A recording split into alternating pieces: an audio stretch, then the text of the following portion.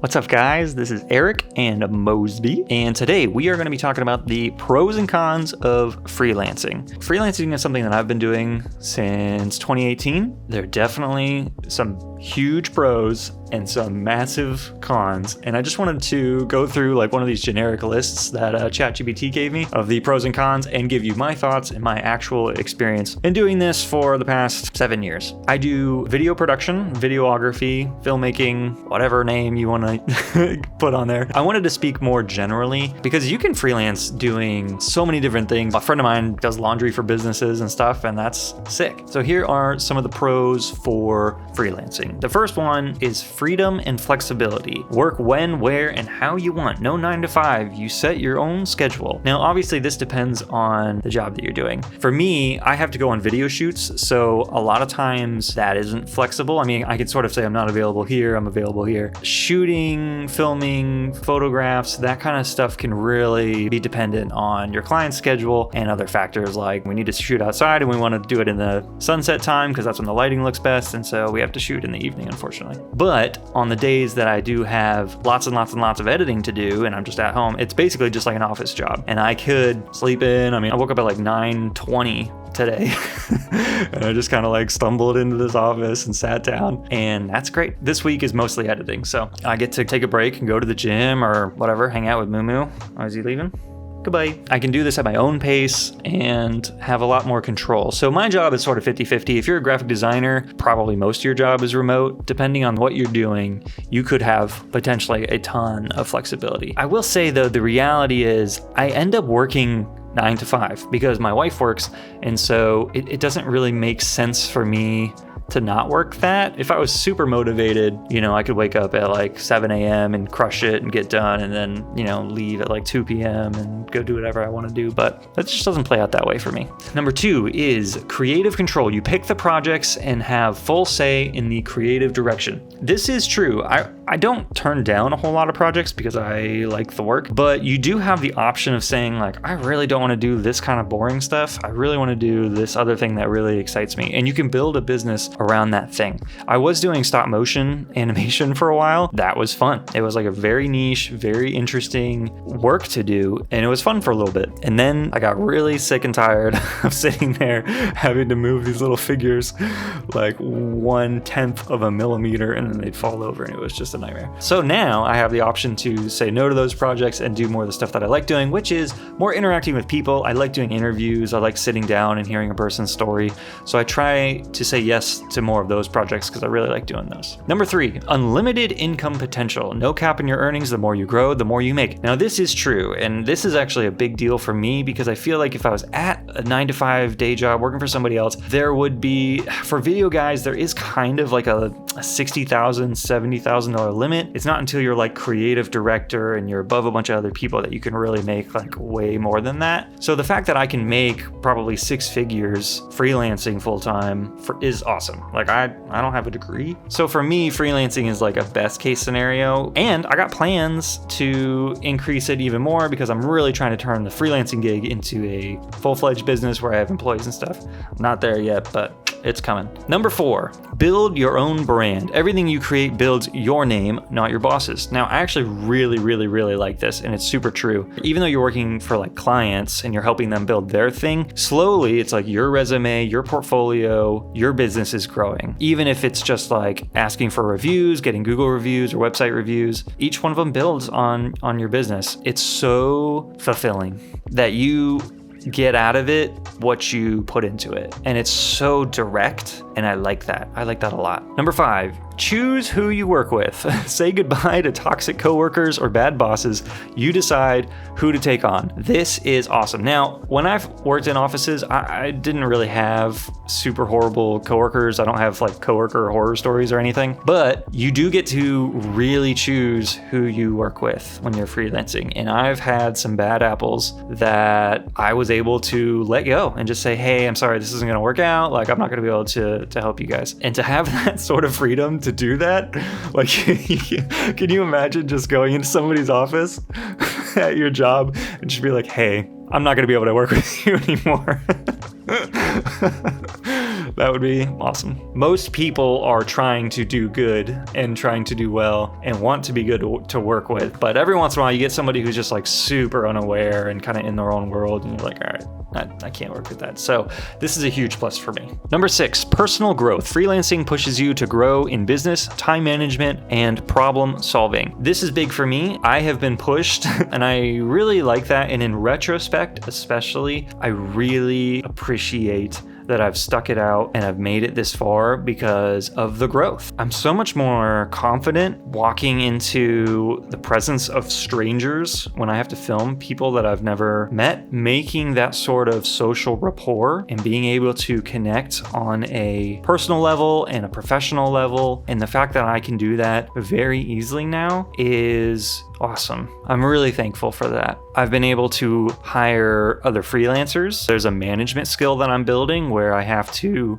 assign tasks and I have to make sure that things are getting done underneath me so that when I'm talking to my client, everything's on schedule and everything's on track. So to kind of be that middle manager can have its challenges, but it is building so many new skills in me. I'm also really resilient and able to solve problems just because I have to. I can't throw any of my problems on anyone else because my business is just me. It's amazing how much you rise up to it. You wouldn't have pushed yourself there, but because you've been forced to, you step up to the plate. And that's something I'm just now really starting to appreciate because for a long time it's just hard and it can feel miserable. But if you have that kind of perspective that like this is pushing me and challenging me in really healthy ways, it makes the whole process better because you're really seeing yourself grow. All right, number 7, and this is the last pro, and it's the variety of work. You're not stuck doing the same thing every day. New clients, new industries, new challenges. This is absolutely true. I love the amount of random rooms that I get to go in as a videographer. Not too long ago, I got to be in a hospital. It wasn't like a full procedure or it wasn't in the operating room, but it's in sort of like the emergency room area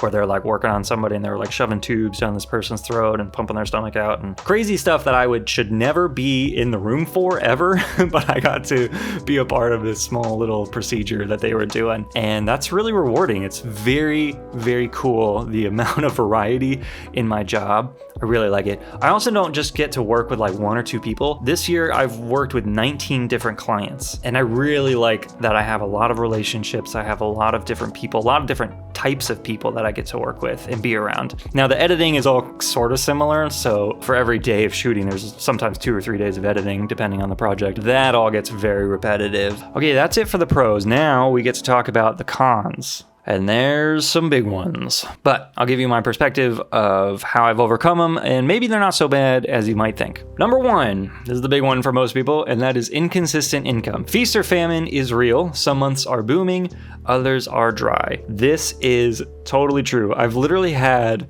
in the same year a $4,000 month and a $12,000 month. Like, how are you supposed to live like that? It's rough. I really like finance stuff, so the personal finance part of it is easier for me. We sort of live almost in 6-month chunks. So if you're good with your personal finances and you build up 3 to 6 months worth of income and it's kind of sitting there as a buffer, you kind of are forced to do that when you're freelancing just because some months are so high and some months are so low. I will say it is starting to even out, and you can get better at managing projects to where you can feel out like, hey, how important is this? Like, does this have to be done now, or can we put you on the books for, 3 or 4 weeks from now? I've found that a lot of people actually have a little bit more flexibility than they let on, and you can kind of discover that when you're talking to people and stuff. Okay, con number 2, there are no benefits, no health insurance, paid time off, or retirement unless you set it up yourself. Yeah, this is true, but it's just another thing that you have to do yourself, which is everything when you're freelancing. Like, you have to do everything yourself. So it's not that you don't have benefits, it's just that they're not being done for you. So it's a little bit more work.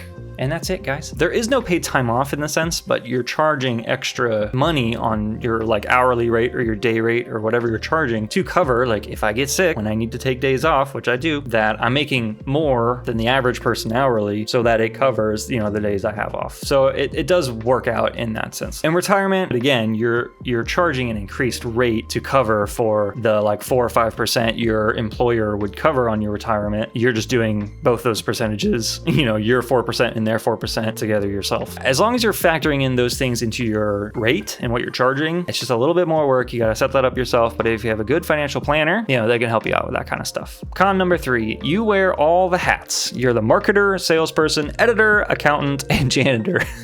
Yeah, that is true. It's funny because my wife works at home. It's not that often. She'll have problems with her computer and she'll come over and ask me to help with it. And it's funny that like even people who just work from home, just the nature of working by yourself, you have to take care of your stuff more. In my experience, this is where a lot of the burnout happens, is that, I have to market, and then I have to do sales calls, and then we have to do like ideas, and then I have to go out and shoot it, and then I have to edit it, and then I have to deliver it, and then I have to invoice them, and then I have to do all of the accounting for that, and then I have to do taxes. So it's like this huge list of things to do for one project. This is where the rubber meets the road in a sense. People either make it or they don't. And one of the things is just to ask for help. I ask for help on the editing. For video projects, that's like the biggest chunk of time. One project I literally shot for like 4 hours, and the editing was really involved. It just took like 50 hours or 60 hours of editing probably. So that's where I get burned out. So I try as much as I can and can afford, and I'm kind of figuring this out. And I might be hiring somebody soon to help out with this specific problem. But I know a lot of people, they don't like the accounting part of it. They don't like the businessy stuff. Sometimes they'll get a tax person or an accountant to help out with that. Whatever you like doing, do, and whatever you don't like doing, try to get help with. Number 4, client hunting is constant. You always need to be networking,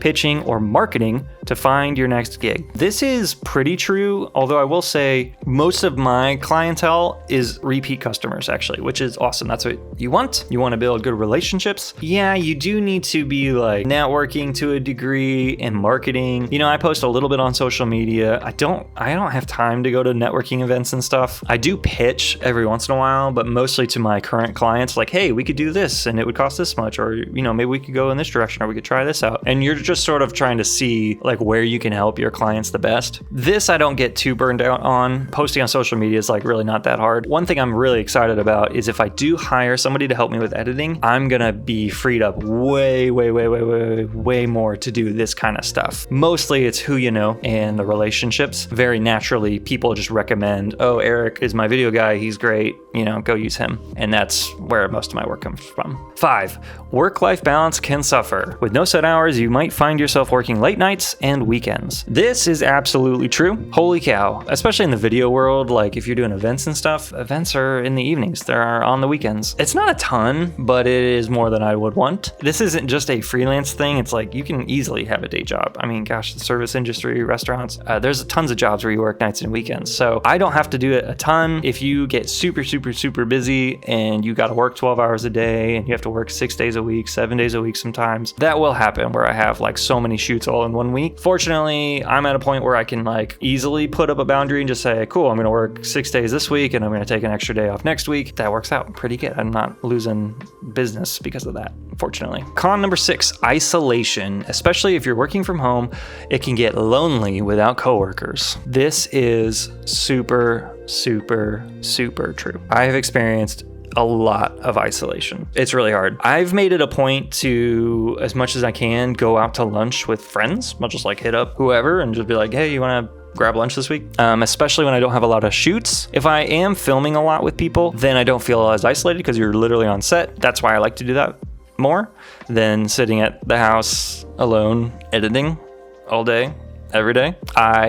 I struggle with this. The workaround is I'm getting help with the editing, so I don't have to sit here as much, and I'm trying to do more filming. So I'm kind of moving in that direction. And by working with other freelancers and contracting work out, I'm able to interact with more people and feel connected and don't feel so isolated. So overall, this is something I'm managing, but it has been a challenge for sure. Last but not least, cons of freelancing. Number 7, burnout risk. Without boundaries or systems, burnout creeps in fast. So we already kind of talked about this one. This is definitely true. When you have to do everything A to Z all on your own by yourself, it's too much. It really is for a lot of people, including me. There are some people who are just built different and they can do everything, and that's not me. It is just getting help It's hiring other people to do some of the work that is killing you. That's part of the fun though, is you get to decide what you like to do and what you don't like to do, and you can subcontract out what you don't like to do. I love that part of the job. But the burnout is real, so I definitely put boundaries on work. I don't work 60 hours a week. I can't do that. I've been there, and it puts me in a really bad place. Whatever I got to do to stay healthy, it's just a number one priority over making any sort of money. And everyone's understanding. I prioritize the stuff that has to be done. I push the stuff that there's flexibility in it. It's worked out. I'm doing good, guys. So that's all the scary stuff. And, for some people, these are deal breakers, and that's totally okay. For me, it's totally worth it. It was really hard. It was kind of a move of desperation when I first started freelancing, and I felt like I had no other options, and I was just sort of lost. Over the years, especially in the last couple years, this has become something I'm super, super thankful for. I'm so glad I'm here. I love freelancing. I love what I do. Freelancing can be really scary, but once you get into it and you get used to it, there's so much money out there. There's so many businesses that need high quality people to help them, and they're willing to pay for it. For them, hiring freelancers is cheaper. If you can find a few businesses that are in that position, you got a job, and it's great. Let me know where you guys are at in your freelancing journey, if you're thinking about it, if you're in it, or whatever, and we can do this together. Thanks for watching.